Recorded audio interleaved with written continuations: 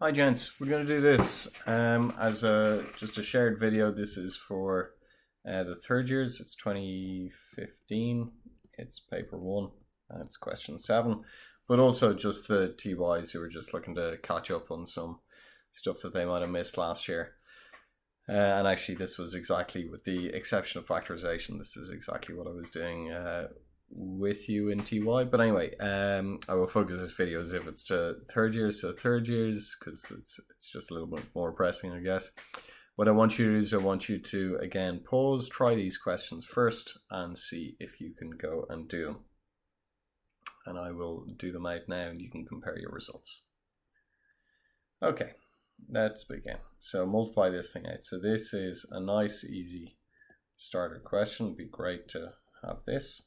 It says x cubed minus 2x squared plus 6x. Then we've got plus 5x squared minus 10x and plus 30. So we got x cubed. We have plus 3x squared. We have minus 4x's, and we've got plus 30. There's nothing more that we can add there. They're all like terms. So that's it. Multiply out and simplify. Done.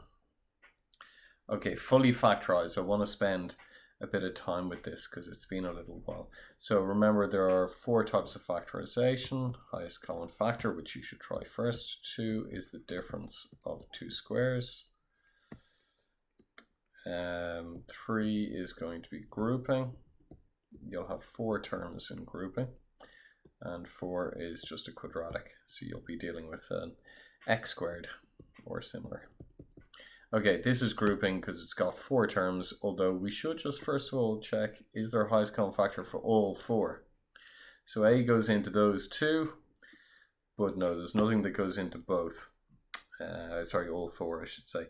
But as we said, there is something that goes into those 2. A goes into those 2.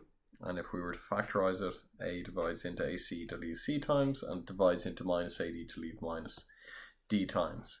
Now this is the important bit here. We can factorize out something here. So let me just speak just generally here about factorization.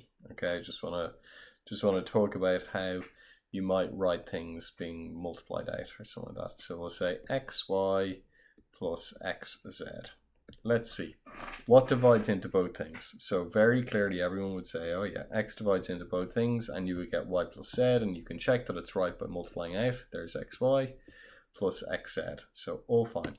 But that is not the only thing that divides into both of these things. Now 1 and minus 1 will always divide in, that's a given. There's nothing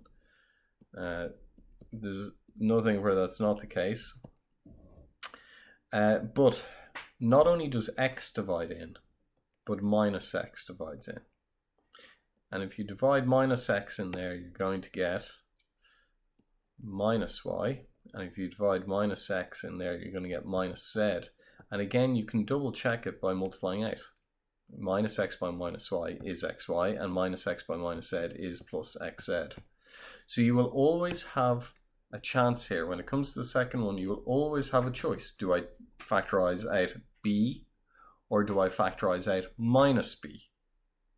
Okay, you will always have a choice. Let's do both things. Let's factorize out positive b. Positive b divides into negative bd. Negative divided by positive is negative. You get minus d. And when you divide positive b into positive bc, that's a positive divided by a positive, which is still a positive, we get that. Let's do the exact same thing with negative b. So again, factorize out the a, and also, by the way, you could have factorized out a minus a. That's also a possibility there. We'll factorize out minus b.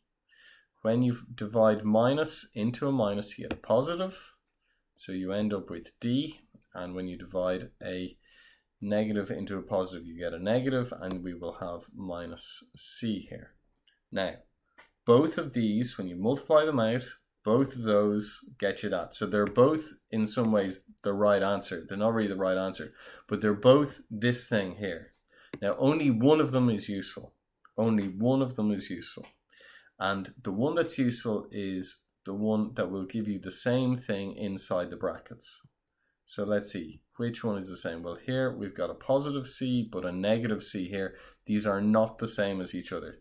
So this bottom one is not the one that we want to use. The top line is. Here we've got a positive c and a positive c, a negative d and a negative d. We now have the exact same thing inside those brackets. Okay, so what you can do now is you can factorize c minus d, and it divides into all of that to leave a, and it divides in all of that thing to leave plus b. And there you go. That's your answer. By the way, some people, they don't really understand that last step, and it tends, if I dare say, not to be very well taught just typically.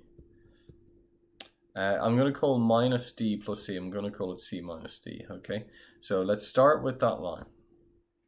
And if you remember, these are all just numbers. So if you call c minus d a number, we'll call it x, for instance.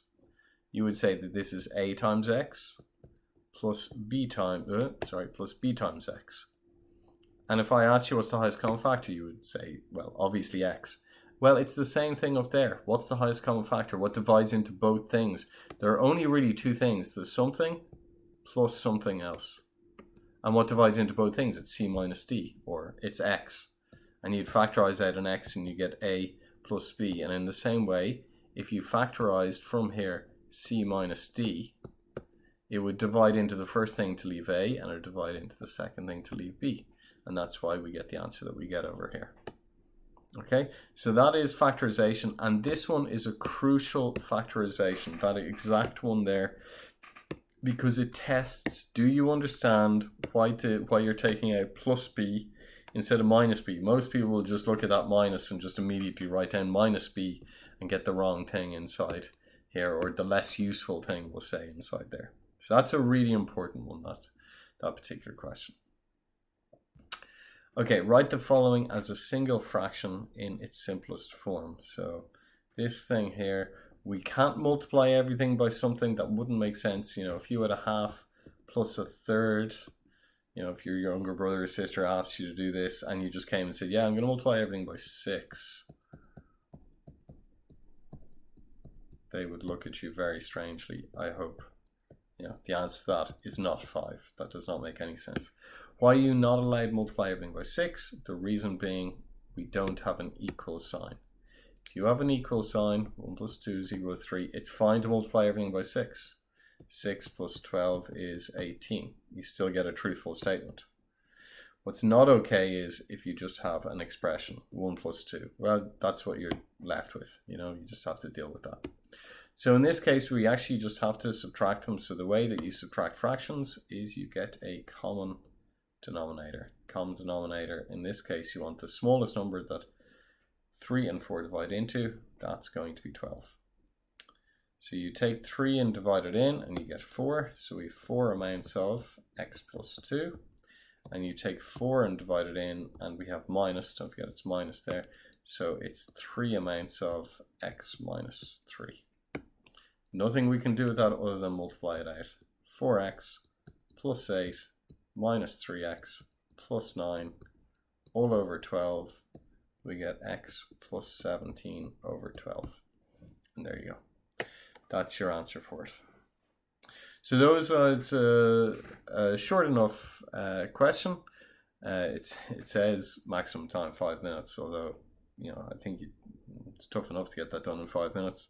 To be honest with you, but that's a really important one, that you know exactly how to do those things there. It's a nice question. It tests your knowledge of just small but important things that become especially important when you move on to the Leaving Cert. Okay, gents, hope you got that right. Any questions? Let me know. Thanks.